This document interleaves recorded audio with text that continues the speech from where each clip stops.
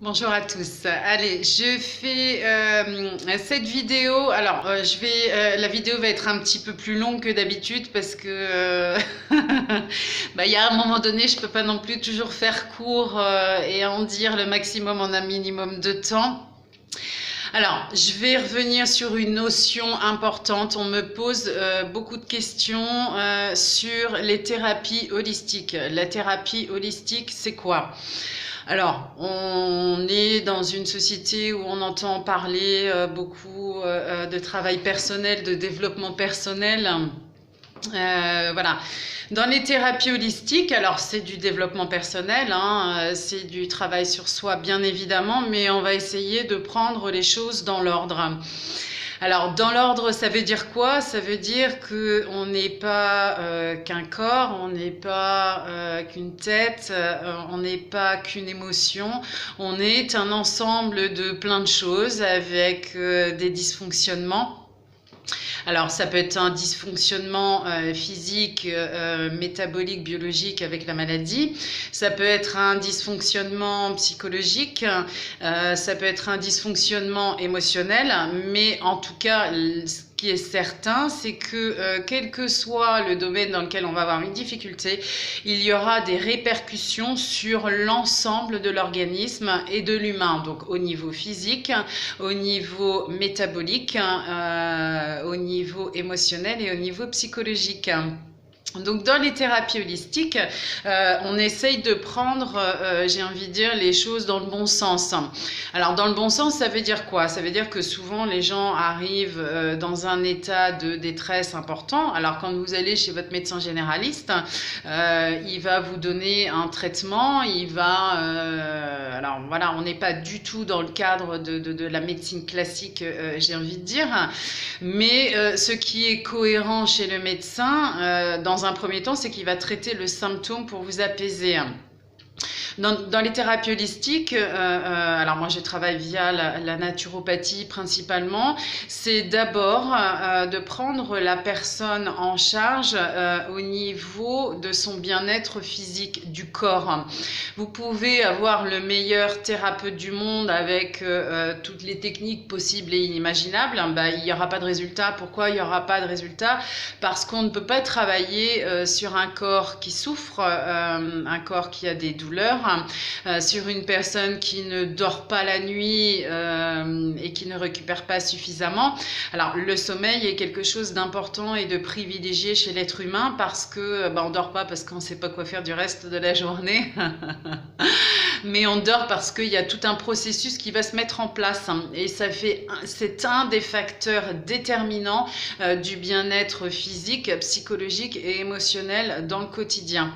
Donc dans les thérapies holistiques, on va d'abord et avant tout prendre la personne en charge sur son terrain physique. Voilà, on va régler les troubles du sommeil, les troubles de l'humeur, on va aller régler tout ce qui est système digestif et intestinal. Alors je ne vais pas rentrer dans le détail parce qu'après il faudra reprendre les unes après les autres toutes les pathologies et il faudrait que j'écrive des livres. Mais voilà, donc ce qui est cohérent, c'est d'abord de permettre à la personne de retrouver son dynamisme, sa vitalité physique pour qu'elle puisse avoir les ressources, l'énergie nécessaire pour entreprendre un travail sur elle. Alors, un travail sur soi, c'est quoi? Voilà, encore une fois, la liste pourrait être très très longue. Il y a des gens qui vont avoir juste des difficultés dans un milieu professionnel, d'autres dans la relation de couple, dans la gestion des émotions au quotidien. Et on ne peut pas faire du prêt-à-porter. En fait, on va après, en fonction de la difficulté du patient, lui donner des outils qui vont le faire avancer. Alors, moi, j'ai l'habitude avec mes patients de les faire bosser, parce qu'il n'y a pas de raison que ce soit que moi qui bosse. Donc, en dehors des séances de sophrologie, d'hypnose ou quelle que soit la thérapie qui vont leur permettre d'abaisser le seuil d'intensité, j'ai envie de dire, des émotions qui peuvent les handicaper, je leur demande à côté de faire des démarches pour comprendre aussi comment on fonctionne. Et on reprend tout ça au fil des séances. Alors comprendre comment on fonctionne, c'est quoi? Ben, c'est comprendre comment on va créer sa souffrance, quels sont les mécanismes qu'on va mettre en place, pourquoi je réagis de telle manière dans telle situation, pourquoi j'ai besoin toujours d'être en conflit, pourquoi je suis toujours dans des situations compliquées, d'échecs, de conflits à répétition. Donc on va travailler avec l'analyse transactionnelle, dont le triangle de Karpman, et les jeux psychologiques, parce que nous fonctionnons tous dans des jeux psychologiques d'une certaine manière, en positif ou en négatif, mais on fonctionne comme ça. Voilà. Après, je vais demander aux patients de comprendre qu'est-ce qui fait chez lui qu'il accepte ses difficultés, qu'il accepte ses souffrances, qu'il accepte ce conflit à travers les autres. Et essayer de lui faire comprendre que la personne qui est en face de nous, en fait, elle vient juste appuyer là où ça fait mal. Elle a touché le bon interrupteur pour me faire disjoncter. Voilà. Mais l'autre... il ne fait que nous envoyer, j'ai envie de dire, des stimuli. On y répond ou pas. Et pourquoi on choisit d'y répondre? Qu'est-ce qui fait écho en nous? Quelles sont les blessures? Voilà. Donc on s'est tous construits. Alors je ne vais pas revenir sur la psychologie freudienne, sur la psychologie jungienne, mais tout ça c'est des pistes, même si aujourd'hui il y a eu beaucoup de controverses. Mais j'ai envie de dire, il y aura toujours des controverses, surtout des remises en question, et c'est la beauté du doute. C'est ce qui continue de faire avancer la technique, la technologie, l'humanité, etc. Alors on peut passer sa vie à tout remettre en cause, mais il y a toujours des grandes lignes. Voilà. Et ce qui est évident, c'est qu'on se construit tous à partir de blessures, qui sont des blessures émotionnelles, et que il y a des grands classiques au niveau des blessures émotionnelles, et qu'on se retrouve tous dans ces blessures-là, et c'est ce qui nous fait soit être en réaction, en attractivité, ou en opposition et en rejet.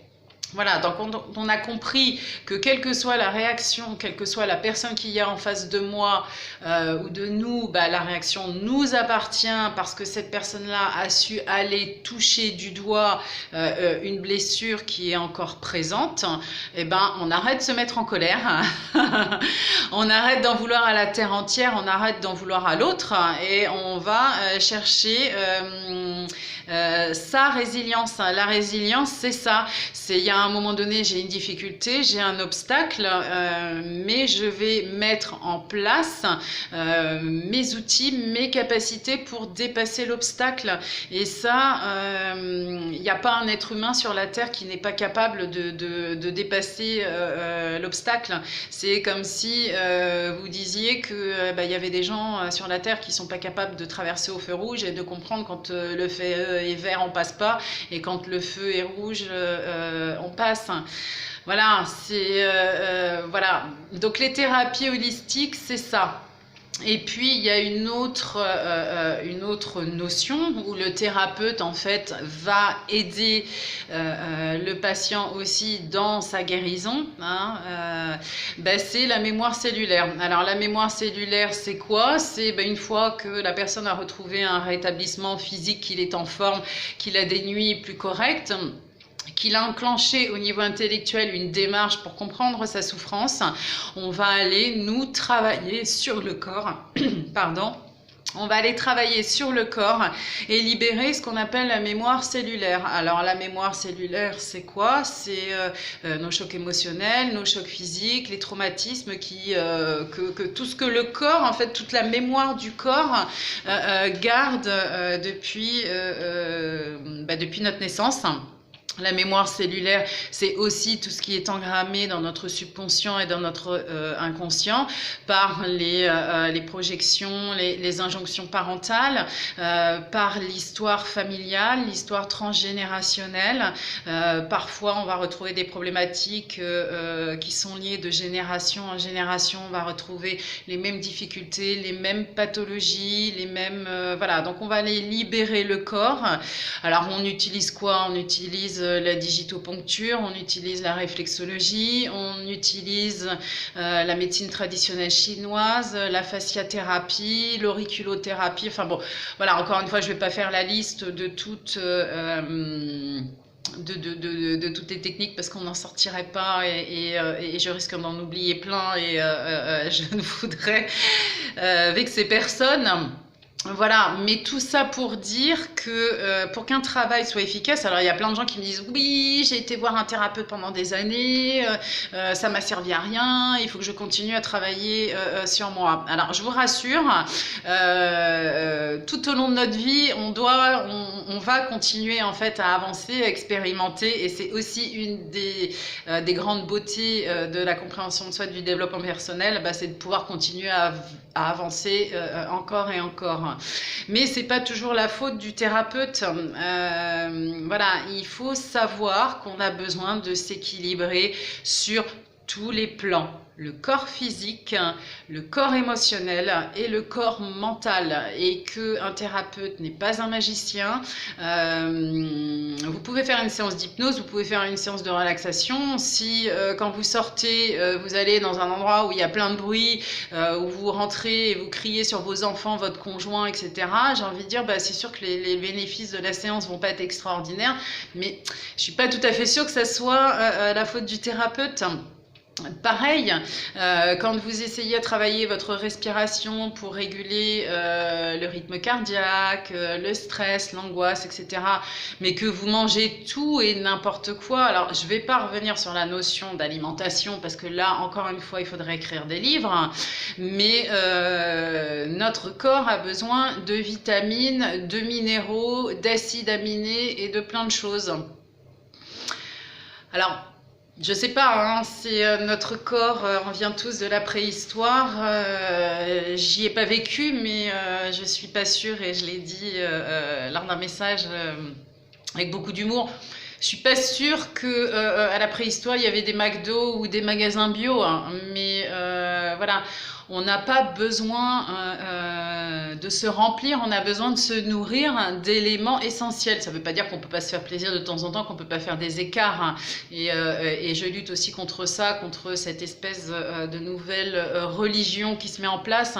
On ne croit plus en un dogme, en une église, mais on est persuadé que parce qu'on ne va pas manger ça ou qu'on va manger que ça, on va être plus spirituel, on va être plus intelligent, on va être mieux. Non. C'est simplement comprendre que on a besoin d'essentiel, et l'essentiel il est dans la nature, dans les végétaux, dans les légumes, dans les légumineuses, etc. Après, voilà, moi j'ai fait le choix d'être végétarienne et même presque quasiment végétalienne, mais voilà, c'est pas à moi de dire aujourd'hui arrêtez de manger de la viande, arrêtez de tuer des animaux, tuer quelque part aussi une tradition. Il y a des artisans qui fabriquent la viande, la charcuterie, peu importe, même si moi c'est pas mon truc, mais qui y mettent leur cœur. Et dont c'est le métier, donc moi je suis pas là pour dire ma méthode c'est la meilleure, ma méthode est celle qui va donner des résultats et qui va apporter du confort, hein. Mais je suis pas là pour dire que un boucher, un charcutier tue des gens. Voilà, je pense que le juste milieu, la voie du milieu, c'est la modération. Et voilà, moi, j'ai pas envie de prêcher une méthode plus qu'une autre. Voilà, je propose des solutions, plusieurs solutions, et la personne va mettre en place ce qui est juste pour elle. Voilà, mais en tout cas, il est évident que l'alimentation est très très importante pour notre fonctionnement biologique, métabolique, pour réguler tous nos organes, pour réguler le cerveau, pour réguler plein de choses. Voilà, donc les vitamines, les minéraux, les oligo-éléments et plein d'autres choses. Donc ça, c'est une évidence. Après, le reste, c'est un plus, mais effectivement, ce n'est pas indispensable. Après, il faut faire attention, encore une fois, au côté trop. Alors, le jeûne, c'est génial.